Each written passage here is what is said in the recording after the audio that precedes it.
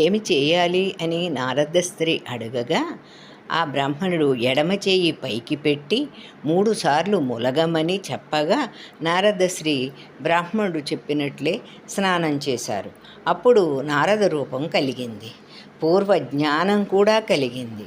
అప్పుడు నారదులు వారు నారద జ్ఞానంతో ఎందుకు ఎడమ చేయి స్త్రీ రూపంలో ఉంది అని ఆలోచించి చూడగా నారదుల వారు బ్రహ్మలోకంలో గర్వోక్తిని ప్రకటించటం, భూలోకంలో రాజుని వివాహం చేసుకోవటం, ఆకలి బాధను చల్లార్చుకోవటం కోసం ఫలం కొరకు ప్రయత్నించటం జ్ఞప్తికి వచ్చింది. నారద మహర్షి అప్పుడు పశ్చాత్తాపంతో ముక్తిగుండం పక్కన కూర్చొని శ్రీమన్నారాయణుని కొరకు తపస్సు చేశాడు. తను తరువాత పూర్తి స్వరూపాన్ని పొందాడు. ఎలా పొందాడో చూద్దాం.